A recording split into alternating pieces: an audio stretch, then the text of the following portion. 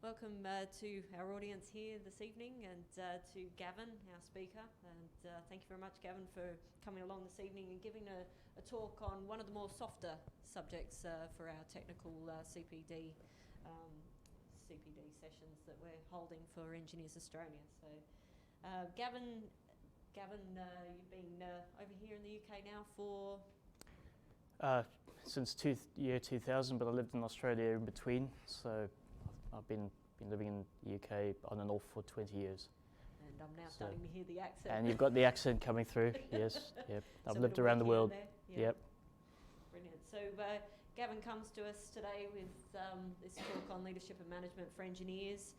With over 20 years experience managing engineering projects and business departments within engineering companies.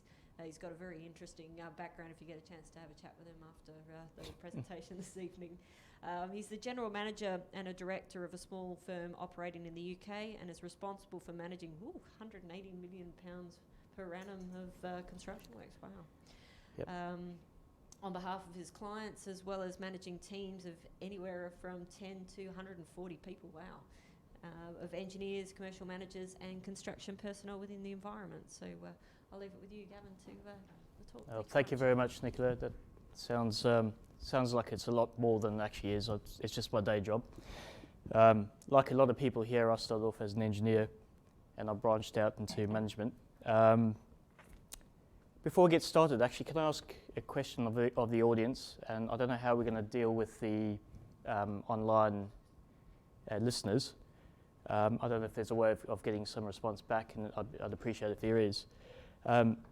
Is everyone here an engineer? So anyone who's not an engineer? Well, welcome. What brings you here, sir? Curiosity. Fantastic. Well, look, management and leadership is not just for engineers, although engineers do have a role in management and leadership these days.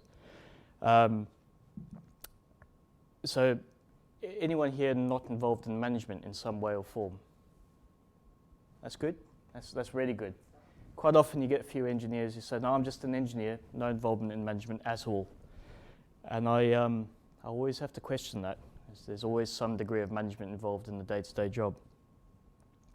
I want this to be an interactive discussion. So for everyone to get the most out of this, we've got 20 people in the room thereabouts and a few online. There's a wealth of talent in front of me, probably equally capable or more capable than me even at leadership management. So, please, let's make this an interactive discussion rather than a one-way presentation. I think the night will go a lot quicker for us all if we do that. So on that note, if you do need to ask a question, if you can just raise your hand. I think we can pass around the microphone so everyone can get that through. That'll be great. Thank you. These are the topics I intend to broadly cover off in the next 45 minutes to an hour, depending on how much participation we get. If there's anything anyone specifically feels they want to include, we can pick it up now or we can pick it up in questions. What I usually get is, how do I climb up the corporate ladder quickly? How do I get my team to respect me and to do what I ask them to do when I ask them to do it? I'm hoping we'll cover off those sorts of things. But is there anything anyone else would like to add to the list? Please don't be afraid to participate. It will make tonight a lot better. So, all of us, barring yourself, started off our careers at university, going down an engineering or related route. So, why are we sitting here talking about management? When you're at university, I'm sure you're like me, had grand aspirations of designing things and building things. Management wasn't part of that, was it? No? I think when I started off my career after graduating from university and not really having a clue about what I just got myself in for, one of the senior engineers took me aside and said, look, after about 5 years, 10 years, you're going to have to make a decision. You're going to have to choose whether you want to become a technical expert, go down one path, or a management professional going down the other path. And it sort of made sense to me, but I'm not so sure it's as black and white as it sounds. As an engineer, I'd like to think I have maintained my practical knowledge, and I use that to formulate my decision making as I now practice management and leadership in my field. Equally, technical leaders do retain some management and do use management skills to get to the top of their tree. Time management, team management, to name a few. There's very few individuals that work alone in this day and age, and certainly that's discouraged amongst engineering anyway. So I haven't drawn that on the, that'll be your left-hand side there, the engineering career paths. I haven't drawn that in black and white. It's come out as blue, shades of blue, and I think it's a little bit greyed. You know, you're not going to go one way or the other. You're going to lean to one side or the other. So, looking at all of that, the question you might ask is, why would I want to go down the management pathway as an engineer? And many of you might have already been down this pathway. So, working through that organisational chart on the right-hand side over there, and that's a typical project manager's org chart in any given construction project. You'll notice very quickly there's a term manager all over the place. Project manager, project director, construction manager, that's typically a civil engineer working with a construction firm, package engineers, package managers, in my industry we call them micro managers, mechanical, electrical, RCA. RCA wasn't even a thing when I started university, by the way. It was electrical engineering, and it's moved into specialist fields. You've got project controls managers, sometimes come from engineering fields. And you've got on the client side, you've got owners engineers from time to time, looking after the client's interests. And within a project, you most often, and I'm sure a few of you come from this arena, work for the consultants. Okay? And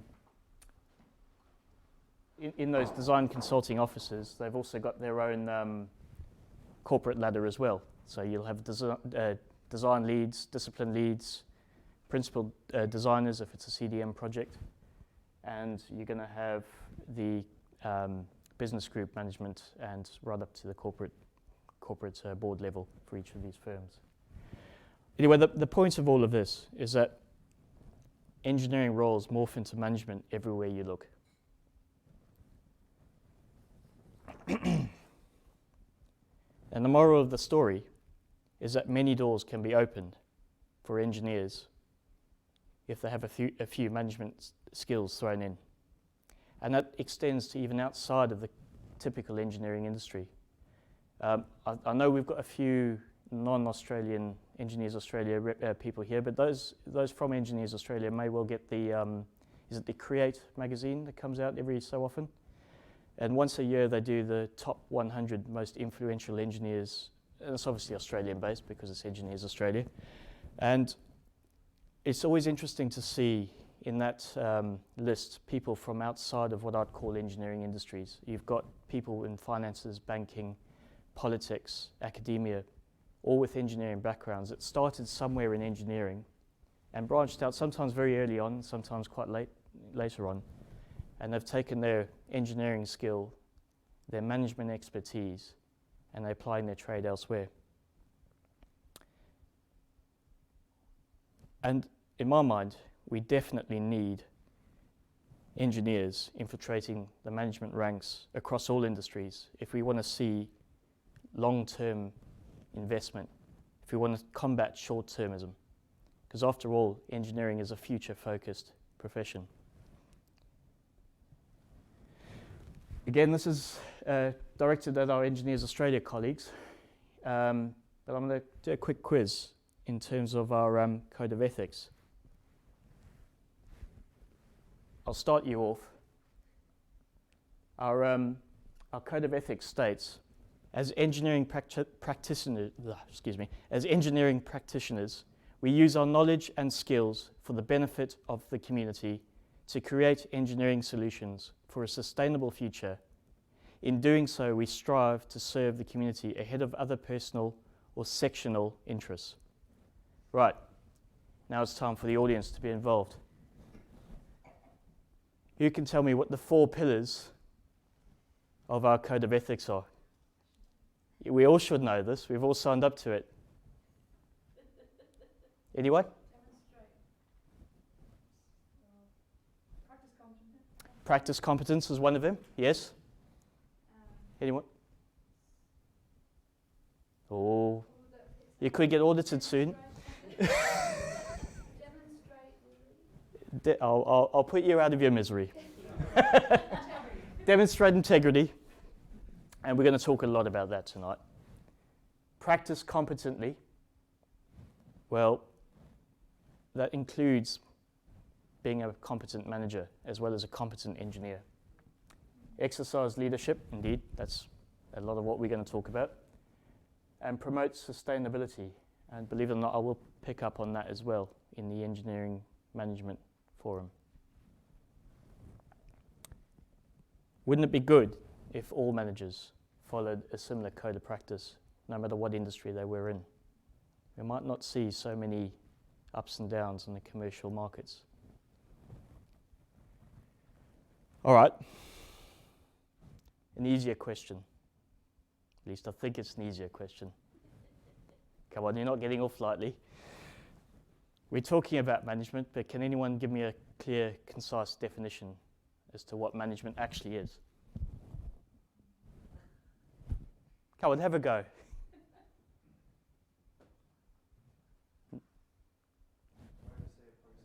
To oversee a process? Yep. To be responsible for other people? Yep. It's not that easy, is it?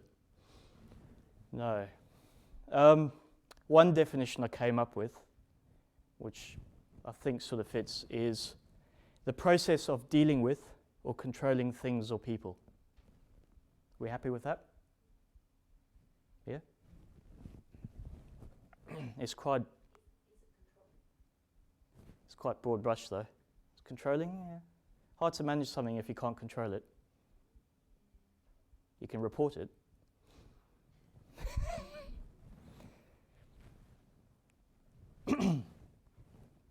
Okay, there's a lot going on in this slide. But if I look at, I'm going to start in the bottom right corner, and if I look at what I typically have to manage, in engineering, I'm involved with tasks and processes that balance the competing interests of cost, time, quality, if it's program work, cost, time, and projects. Balances the various demands required from meeting outcomes from stakeholders, from the client. And it does so in the wider context of maintaining safety or improving safety, legal and environmental considerations. There's quite a lot there that you have to balance, and I use the word balance a lot here as a manager, in order to deliver successful outcomes on a number of fronts. Oh, that's not so good. That's down. Over in the main side there, I've drawn up a rather crude spider diagram, and I've used other ideas and added to them. I think those more or less cover the various components of management activities. And if you look at them, you've got strategy or prioritization is another way of describing it. Business unit, you could say purpose, whether it's a project or business, you've got a reason for doing what you're doing. Administration and reporting, and then people. Anyway, getting back to that definition of management, it's a process of dealing with, what do we say? Process of dealing with or controlling things or people. Dealing with is doing, delegating, getting something done directly, indirectly. That's all management tasks. Controlling, to get to your point, Nicola, identifying, monitoring, intervening, influencing. It sounds easy, doesn't it? No. No, it's not as easy as it sounds, and indeed people get it wrong quite a lot. I've often heard it said, and it's in a number of publications, people join companies for their careers, but they leave the company because of their manager or their manager's mindset. So you join a company, but you leave the people. Okay, now I am going to ask for your involvement here. We're going to have to have a bit of a discussion. We've all worked with or for managers, and I don't want to name names, so we're going to have to keep this generic. But can anyone give us examples of good managers or bad managers they've had to work under? Cabot, I can see you. I think good managers that I've experienced have been able to communicate very clearly. Yep. Communicate their expectations, and also, I'll say, like, tolerances on when they expect things to be escalated to them. Yep. They set the expectation really well. Yep. Anyone got an experience working for a manager they'd rather not work for? Again, I've had few in my time. I'd almost go the complete opposite. Everything that Ben said, 180 Yep. degrees. Yeah. Poor communicators, don't listen. They don't understand what they're doing, and quite often quite aggressive if they get Yep. questioned. Right. Okay. Well, that is quite poor. All right. Well, look. There's probably a couple of common themes. I would like a few more answers, but what you typically get when you ask these questions, it usually comes down to the manager's interpersonal skills, the patience or mentoring or lack of, coaching, expectations. Right, fantastic. Got here a manager that talks so much he loses his own initial point, and walks away without ending a conversation. I haven't had that. Yeah, that's And a manager that can't say no to people. yeah. That's you do come across that from time to time. Yep. Thanks, Tom. We will pick up on some of those themes as well. Interesting, a lot of what's been said, it all sits down here in this people quadrant, down the bottom right. You see the top quadrants, good managers within the organisation, whether you're working directly for them or a few levels up, they will set the business purpose. So you know what the purpose is of the company that you're in. You know what the project is trying to deliver generally, at least in the broad terms. The strategy, there's enough science and tools behind that, and a good manager, a good leader within the organisation will fine-tune that and set that anyway. Even bad managers can do that to a reasonable degree. Administration and reporting, these can all be learned and customised to suit whatever situation you find yourself in. Reporting I've noticed around the world and even from one sector to another varies quite a lot. Some people like it in certain styles, and you adapt. I think the key to managing all of those tasks is being meticulous and methodical, being diligent and dogmatic. And those are typical engineering traits. As engineers, we're usually quite good at that. However, down the bottom right, in the people quadrant, this is where engagement, empowerment, empathy, emotional intelligence, and in other words, being a people person, all of that comes into play.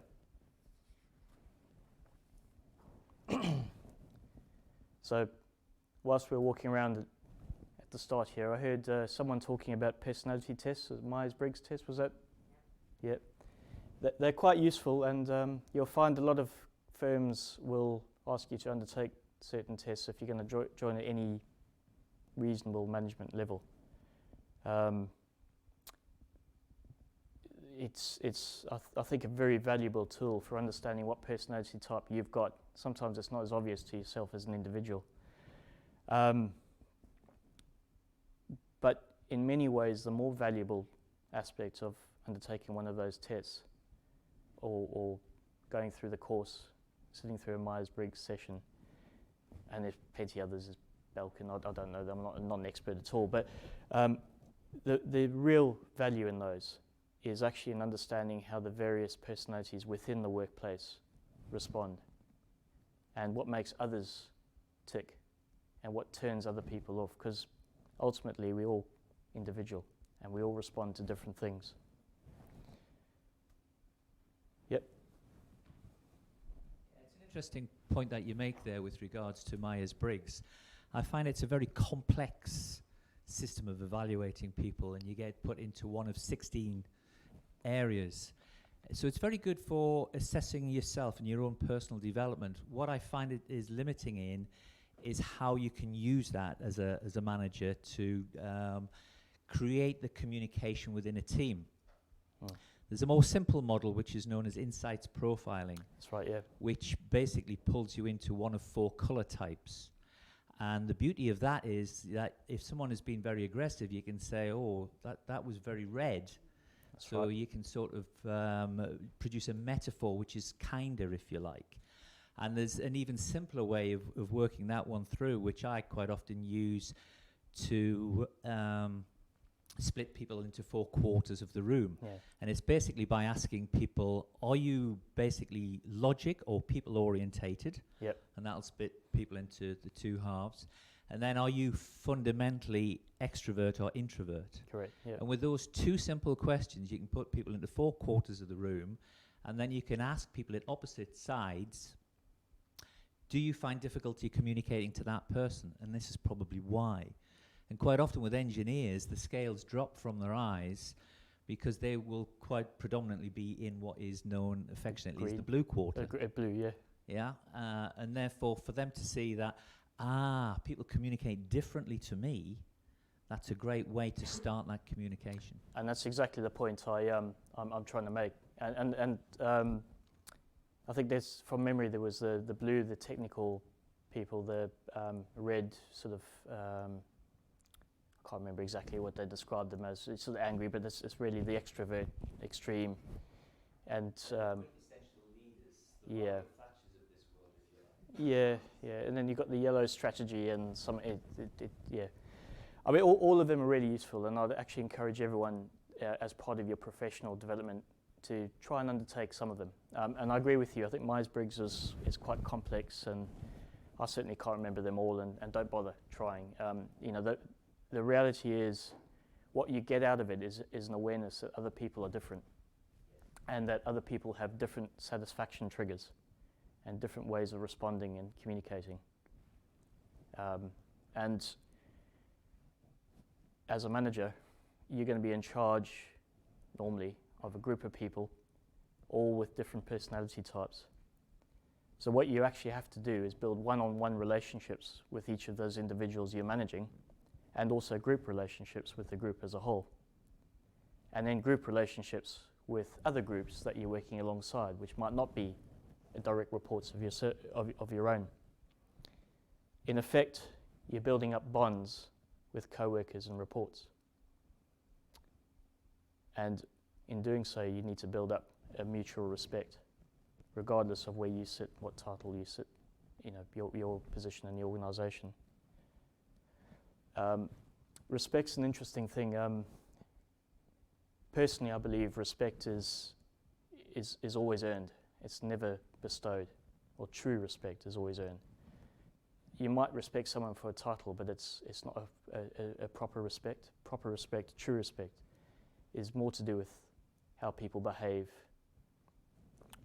what they do, whether they do what they say they do. And respect's important.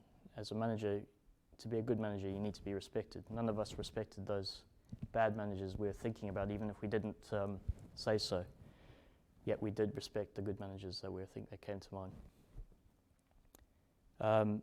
Onto the job itself, a manager needs to be a pretty good all-rounder And they need a pretty good knowledge of the job itself, or at least a very large component of the job they're doing. I work in the construction industry, and I've got to be honest, I'm not a great constructor. I've been banned from laying any more paving at home, you know. But I know what looks good, and I know what it takes to, you know. So I'd like to think I'm a reasonable manager in that space. I think a few of us have probably had to endure the manager who clearly doesn't know what he or she is doing, asking you questions that just don't make sense, showing up their lack of knowledge. And I know they do say that there's no such thing as a silly question, and I 100% agree with that when you're talking about, when graduates are talking, but as you go up the corporate ladder, and as you're sitting in a management position, you do need to know what you're talking about, otherwise you will lose respect. As I said, a manager needs to be a good all-rounder. They're not going to be perfect at every aspect of the job, but they do need to know what looks good and what good looks like. And you get that from experience. So as I said earlier, one of the questions I quite often get is, how do I accelerate my career path up the corporate ladder?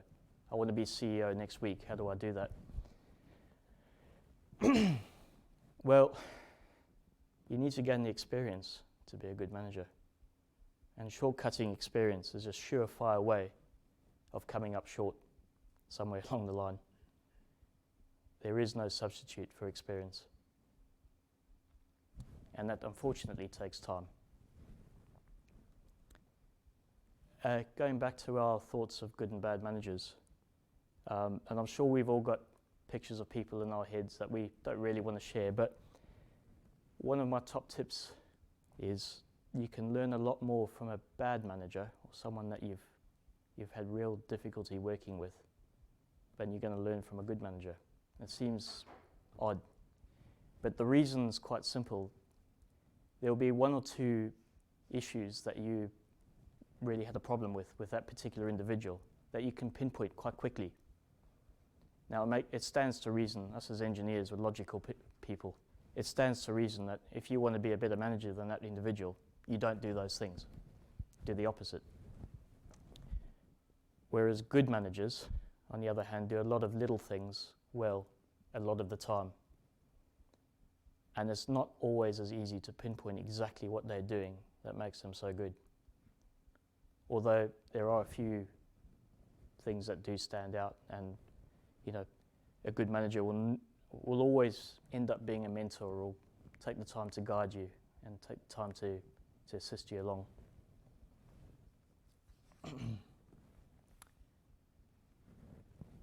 Speaking of good and bad, it's always a good idea to constantly assess yourself against engineering competencies. We need to do that as part of our PDR, professional development. I think these should be in the technical as well as the management realm. I mean, quite often we are guilty as engineers to focus on the technical side.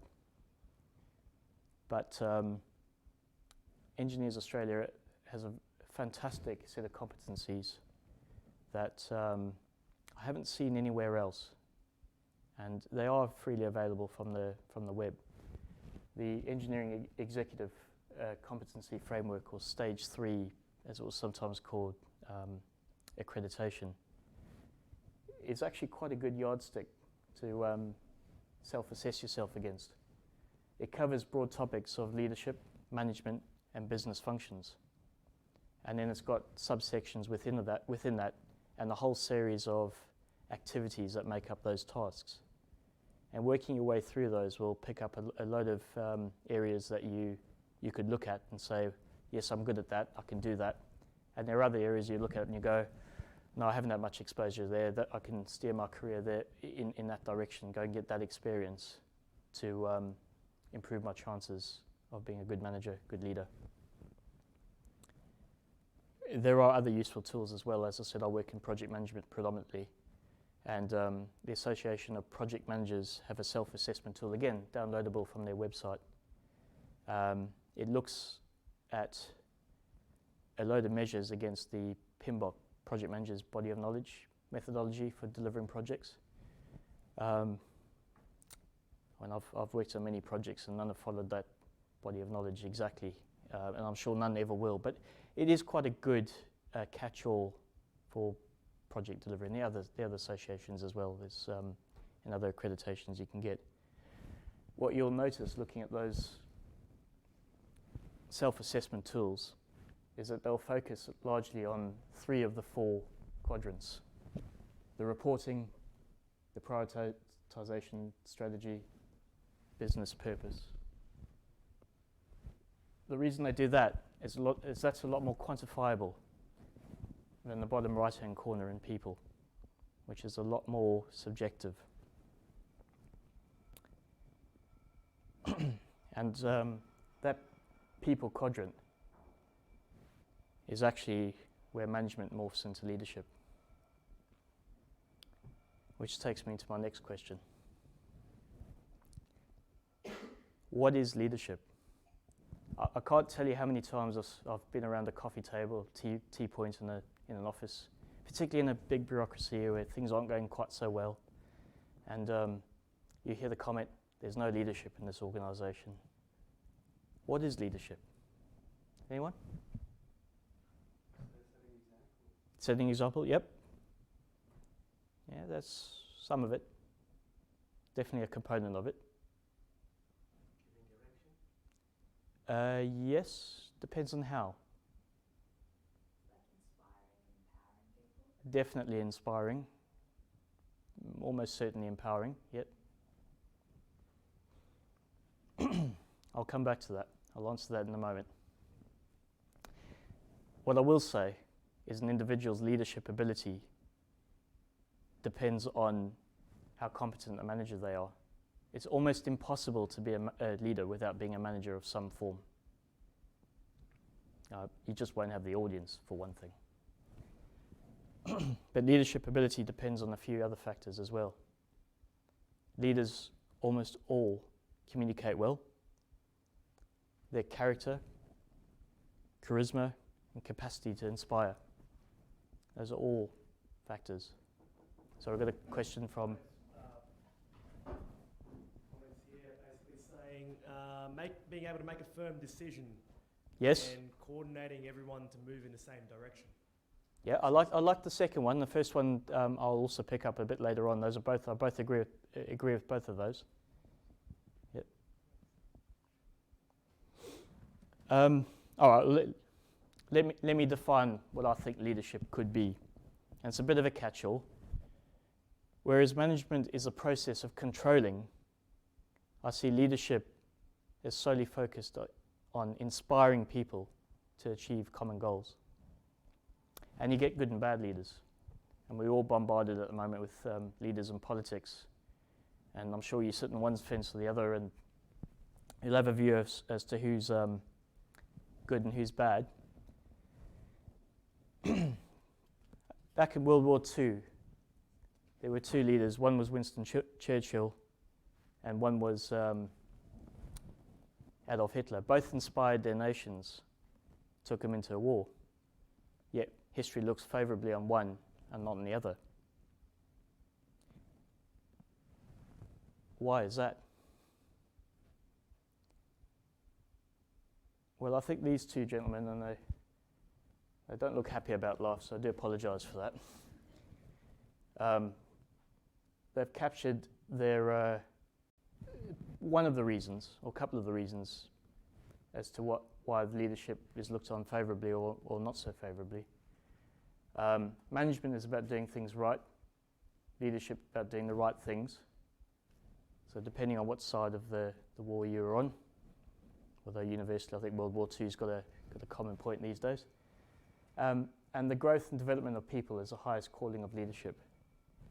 If I look at that in the context of a more recent leadership comparison, I grew up in Southern Africa and Robert Mugabe led his people of Zimbabwe to New Dawn, and so did Nelson Mandela. Now one is highly respected and the other one, yes, still respected in some circles, but not normally seen in the same light. And I think the difference is one was selfless in looking after the people and the other one looked after himself. And that's my view.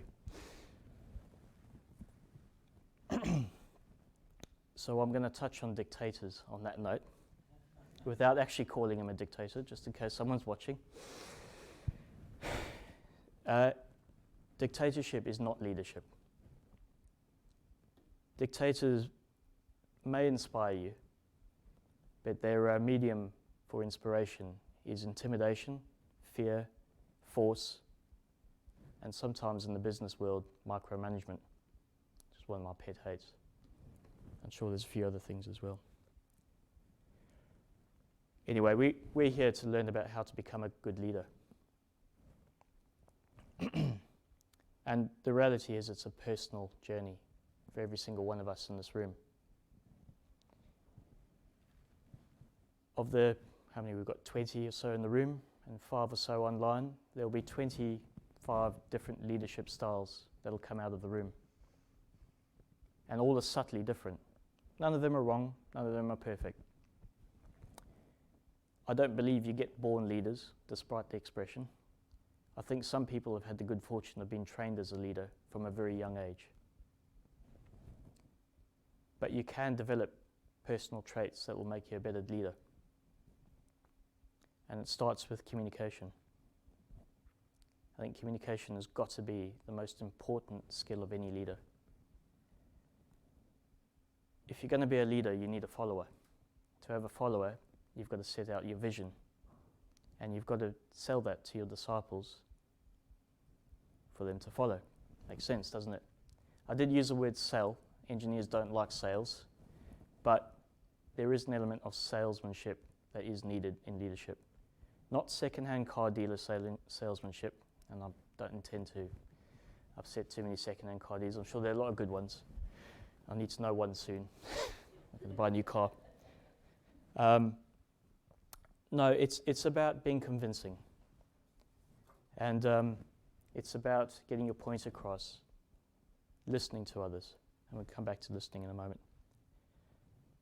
It's ideally face-to-face communication goes a long way. We've got some online listeners, and I really welcome that. And it's great. But actually, face-to-face, it's a lot better. It's a lot easier to engage with your audience. As a leader of a team of, say, 20 in the room here, we'd have to adapt our style for each individual.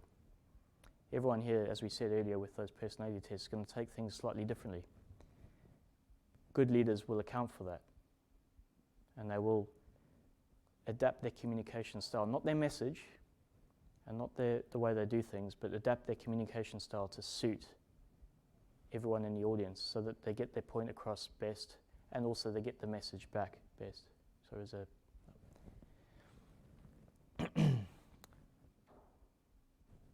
communication differs from age to age as well. I'm currently learning how to IM, and I didn't know there was such a thing, but I've got young planners who transfer information by something called IM on Skype, which caught me by surprise the other day when I came across it. I didn't know what it was, just kept bumping up on the screen.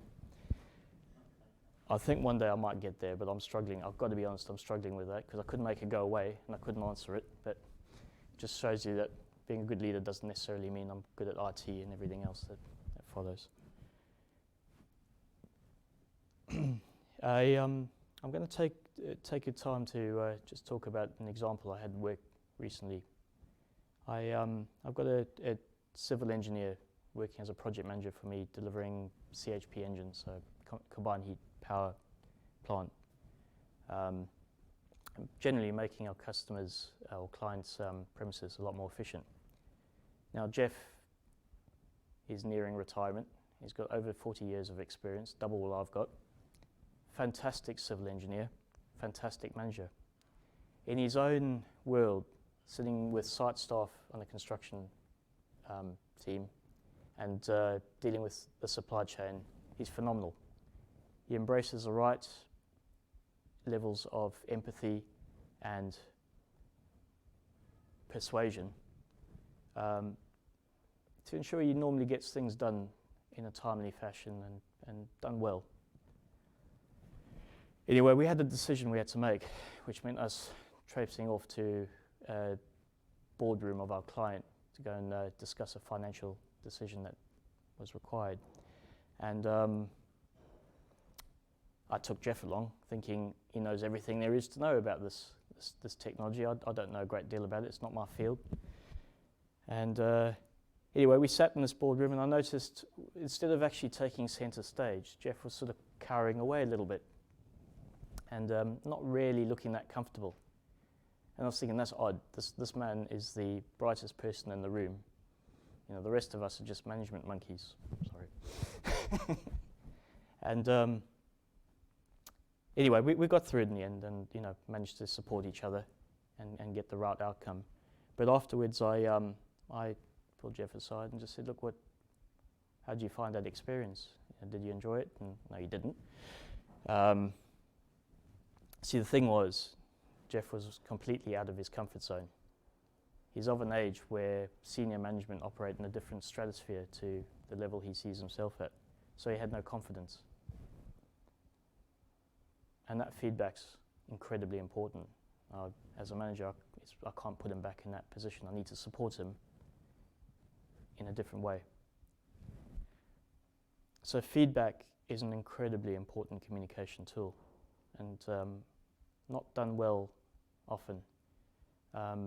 When you get given feedback as a manager, take it gratefully, even if it's constructive, and even sometimes if it's negative. There are always positive points out of everything. Also, I'd say give feedback freely. Give pinpointed, accurate feedback. And give it in a way that encourages your team to work and improve themselves, or reinforces that they're doing a good job, whatever the situation calls for. Back to Jeff and leadership traits.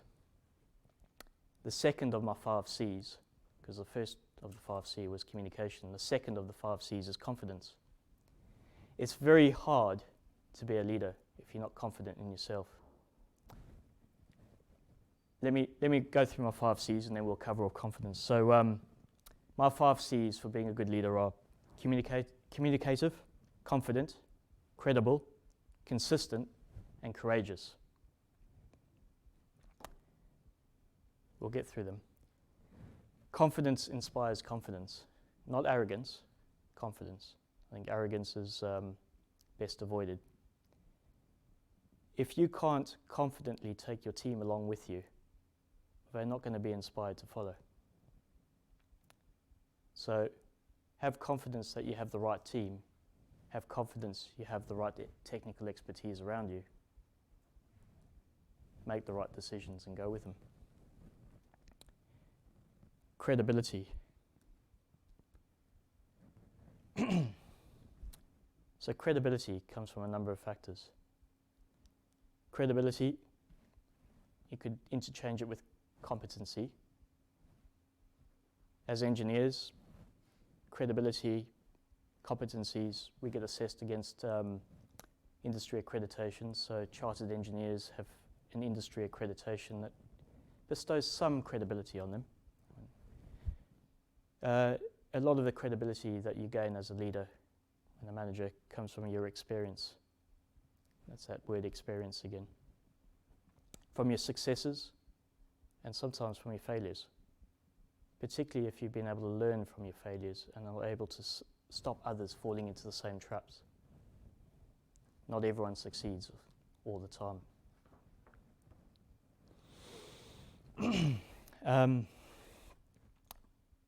On the subject of credibility, we said a leader has to have a vision, and that vision is normally supported by the corporate organisation they're working in the field we work in. That vision needs to be achievable. It needs to be heartfelt. Your leader needs to believe in it, if you're going to believe in it. It needs to be genuine, and the destination and the direction that the team must follow needs to be mapped out. That way, your team will have the same belief that you have. You can't be credible if you're asking the impossible. And you can't be credible if you're not willing to be accountable. So in that vein, understanding the organization, the environment that you're working in, is incredibly important. Understanding the relationships between teams, the dynamics between different departments, understanding what your team wants and what they may accept if they can't get what they want. In leadership, relationships are more important than tasks. Credibility wins respect and allows a leader to influence, inspire, and impart knowledge. I think, drawing on a conclusion, on an earlier subject, credibility, it relies on honesty and integrity. And we covered that off on our code of ethics. If you're credible, people will trust you. And if you're trusted, you've got half a chance of being a leader. If they can depend on you and rely on you, they'll follow you. As I said, these are all interlinked themes. The fourth of the five C's, consistency. You've got to be consistent. You can't change from day to day. You can't allow a bad day to derail you, no matter how bad you're feeling. You have to maintain that trust you built up with your credibility. So for me, consistency means no favoritism, no fear of failure, no bad behaviors. And it's very hard to maintain, but you have to aspire to do it. You have to lead by example. Consistency is to our code of ethics. Consistency is sustainability in terms of our code of ethics. Consistency is to leadership what sustainability is to our built environment. As I said, you have to set the standard and maintain an environment for your team which is safe, secure, and sound. That environment where they'll willingly come to you with issues and problems in the knowledge you'll look out for them. And to be consistently good at leadership, remember the 4 Ps.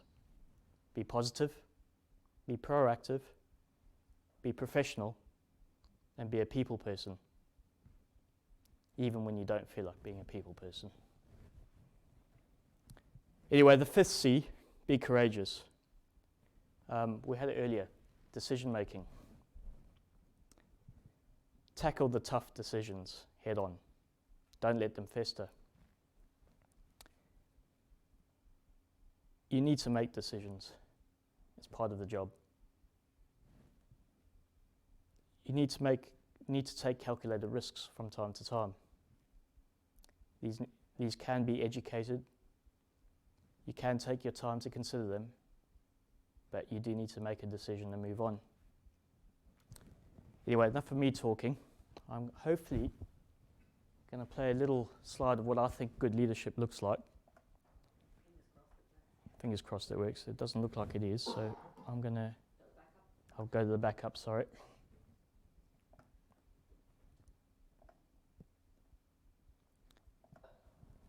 Keys to Apple is Apple's an incredibly collaborative company. And so... Why is that not working? It worked perfectly before, didn't it? It did. Technology. Is it showing on your screen? It's showing on my screen. Here we go. You speak to it all.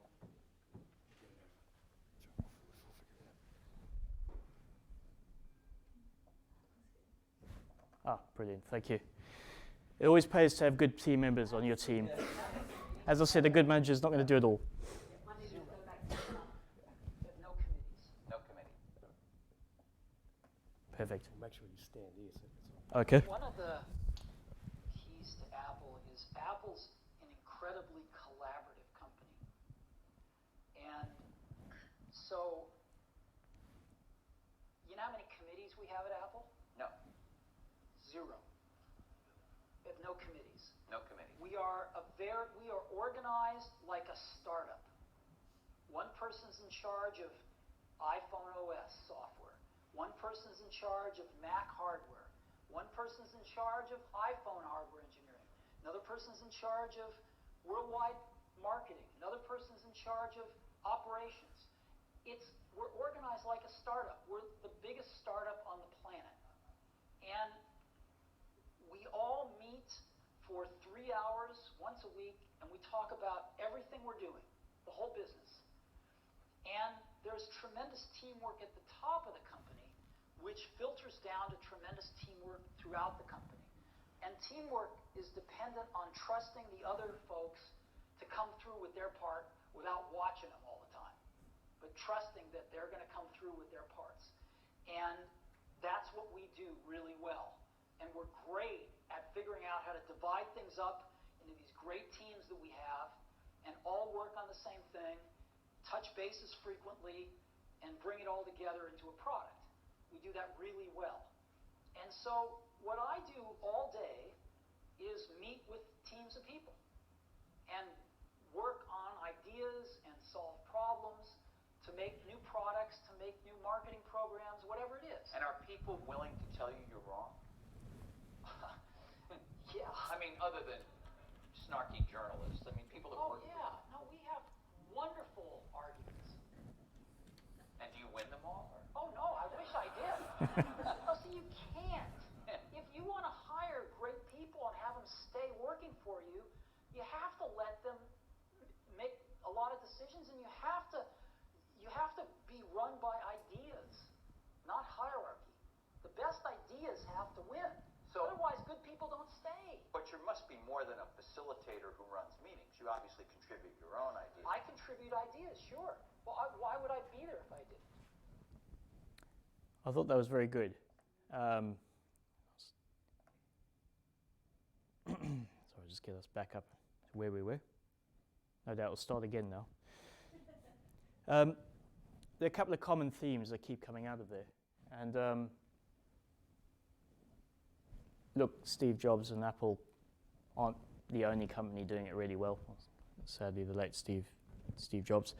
But what he said there struck a chord with me.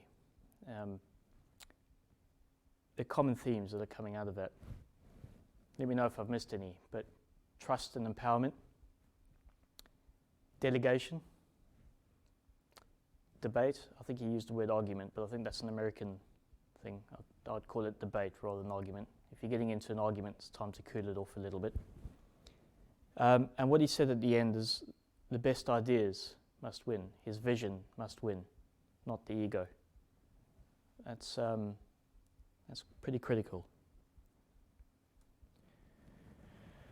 So,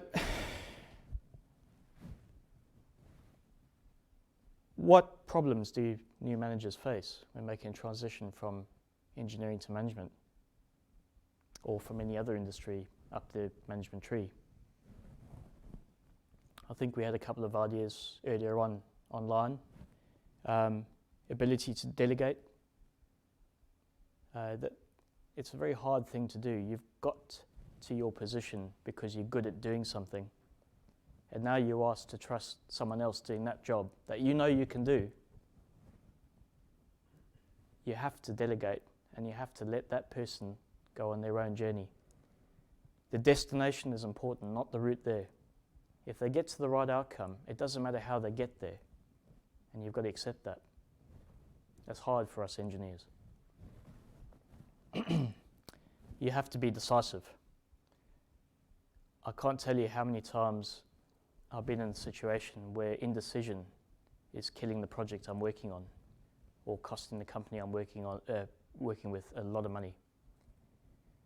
It doesn't mean you have to be impulsive. You are entitled to make up your mind, consider all the options, trust your team. If you can't work out what the right end place might be, go to the next step. Trial something out for a while. Decide to move on to a point and reevaluate. And if it's wrong, well, you've tried, you can go back and do something else. Make sure you don't go too far down a dark alley. So yes, leaders, managers need to be decisive. It makes it a lot easier for everyone working alongside them. I think I've said it before, you can't be a micromanager. You've got to let everyone get on with the task. Doesn't mean you don't monitor them, but you've got to give them the freedom to excel. So, sort of coming towards the end of the presentation, I'll take a few questions. I've put together a list of do's and don'ts, what managers need to know. I'm sure that's not exhaustive, and I'm happy to take any questions on anything there and talk through any of those topics. Now, what do I mean by that? So whilst you're having a look at that, if there's anything that comes through, we'll certainly take some questions. But a couple I'll draw your attention to is bottom left there, draw on life experiences. And it's no mistake, I've put in a picture of the AFL ahead of grand final weekend. I did live in Melbourne after all. Draw on life experiences to be a better leader. So a number of us would have played team sports. It's a fantastic leadership training environment. If your AFL team's going to take away the trophy at the end of the grand final, your team's working together, and everyone on that field, and everyone on the bench, and everyone in the coach's corner is working towards one goal and putting in their best efforts to get there, and that doesn't happen by accident. Certainly there's a lot more talent on their field than there is when I'm trying to do that, but it's all pulled together by a captain, a coach, and a strong leadership team. For those that aren't sports people, a number of us are parents, or we can relate to being parents. Parenting is another great leadership training environment. We are, after all, growing the next generation of leaders, I hope. Are there any questions on any of those? Is there anything that stands out to anyone? What do I mean by that? How to develop your soft skills. Yep, okay. So that's the emotional intelligence side of things. Soft skills are, I've been saying it for so long, it's hard to define really, but soft skills are about how you engage with people, how you interact with people, the cues you take off of communicating with someone, reading body language. There's a lot of important skills that you can learn that make up that body of skills that'll help you all the way through management. As an engineer, you sort of start your career and you're focused on all the technical skills, how to do this, how to do that, where to go and find that standard. You're not normally given a great deal of advice and help on developing your interaction with others. And of what we talked about earlier, I'm stereotyping, but engineers normally aren't blessed with a heap of confidence, so their communication with others is sometimes stilted. And good companies will spend a lot of effort, time and money and their training on soft skills, behaviour, influencing, negotiating, all come into it. Hopefully that's answered the question, yeah? Yeah?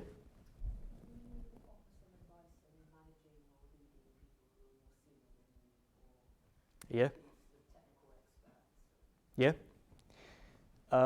You can't be intimidated. There are a lot of more senior people, whether that be an age or experience or title in the company. If your role is to manage certain outputs,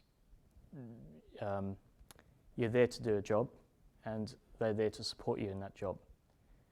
What you do need to do is build a mutual respect. So there can't be a one-way respect. So you can't be intimidated by them, and if you're in that situation where you've got someone who's vastly experienced as part of your team reporting to you, be very thankful. You can use that experience to help your team prosper. we've got to be a little bit sure that it's not detrimental to the team. It depends on the situation, but it's usually not a hindrance having someone with vast experience in your team. It's actually a great benefit. If they want to be your manager, it's a different thing, and then you might be competing for the same role. I don't know if that's where you're coming from, or... I think sometimes I feel like there's a danger that they tend to steer things towards their technical expertise, if you like. Right, okay. It's not that they want to be in that role, but They're looking after a particular... technical Yeah. expertise, if you like. Yeah, okay, so... Side of the end deliverable. Right, and your job as the leader is to maintain focus on that end deliverable. As I said, the journey is not important, but that where you concentrate on is what you're wanting to achieve. So you've got to ask at every stage, is what we're doing going to get us closer to or further away from what we're trying to achieve? And is it beneficial? How is it beneficial? And you know, engineers are good with logic arguments, so test the logic. Does it work? Does this work for me? Because we don't live in an environment these days where the more senior you are, the more experience years, in terms of years experience, makes you necessarily the leader or the manager of the group. There's lots of different drivers to why someone's a manager, and you've obviously been made a manager for a reason. You're good at the job, so trust your instinct. Trust the wider team around you. Engage the wider team around you. Have the discussion. It's, as Steve Jobs said, it's about the ideas winning, the right idea winning. Hopefully that helps. So we've got a question here. Have you got any tips on influencing and managing upwards? So Yep. managing the manager. Yeah. Well, engagement works both ways. And you will influence your manager if you build a rapport with the manager. If you take the time to get to know your manager and get to know what makes them, the question I quite often ask is, what's keeping you awake at night? And if you know that, you can make them sleep better by doing your job in a way that it doesn't keep them awake at night. And that will certainly influence them. Conversely, if they're trying to get you to do something different to what you want to do, perhaps find out why. There might be a logical reason. It's very often what doesn't get communicated well from management rank down to the next level is why you're doing something. If you're not seeing the full picture because you're looking in at your particular component, try and step back a bit. Try and look at the bigger picture. And I hate using management speak like that, but it is important. Try and understand what's driving or motivating their decisions. And when you understand that, it's a lot easier to influence them. As long as you're influencing them for the right reasons. Otherwise, you're doing it wrong. Yeah, it's manipulation, correct. Yep. Which does happen. In the past, it's been very common for people to have to think they have to do an MBA to get into a management role. Is that still the case, or is it changing? I don't know. I've never done an MBA. In fact, I did my engineering executive because I could not face the thought of going back to university at night for 3 years. And the engineering executive that Engineers Australia offers is effectively more like a chartership type accreditation where you put together a set of competencies and you submit that and you pass the bar exam, so to speak. That sounded to me like a lot better way of doing it. An MBA no doubt has its role. I can't really talk about an MBA because I literally haven't done it. I'm not seeing as many people advertise MBAs these days, and I think that's because there's so many different organisations doing or offering MBAs that the quality varies. It can't hurt, that said, as long as it's not from a MIEAust organisation, any such external self-assessment that an MBA or a EngExec or any such tool does, it's only going to improve your management knowledge and your management ability. But I'm not sure that it's a prerequisite to get to the top of the management tree anymore. It depends on the organisation you're working with though. If I can add to that, I think it's a case of following your passion. Yeah. And it was interesting you said that you need to focus on the objectives and the vision that you've got if you're managing upwards. I think it's also interesting to note that you spend more time on the journey than you actually do at the final position, as it were. Yep. So, for me, I didn't go down the MBA route at all. I actually took a degree in psychology to add to the chemical engineering that I've actually got. It's a fantastic different route as well. I mean, that you must be using that every day, I would think. Absolutely, and that's why I'm kind of advocating that. And I think there's a few books that people can get if you're interested in getting into that area. And certainly anything by John Cotter in terms of project management, because he does talk about a few leadership elements in the first of his 9 steps. William Bridges talks about picture, purpose, plan and part. And once you focus on these things about what people need to be motivated and engaged, once you've got that, you can then easily manage upwards. If you can show people who are more senior than you that you've got something else, they might be an engineering specialist, fine. They will respect you more if you can add to your engineering discipline because you know something that you're passionate about.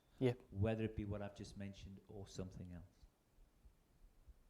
Yeah, I 100% agree with that. That's fantastic advice.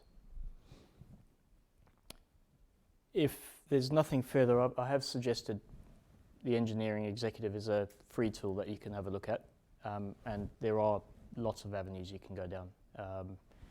Industrial psychology,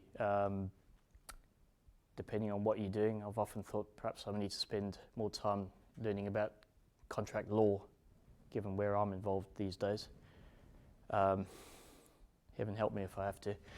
But anyway, I will leave you with a couple of parting thoughts, and then I'm happy to mingle and take some one-on-one discussion. I'm sure I know not everyone's happy to share their questions in a public forum, but as a parting thought, please remember my leadership and management rule.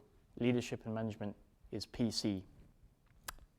By that I mean positive, proactive, a professional people person who is communicative, confident, credible, consistent, and courageous. Thank you very much.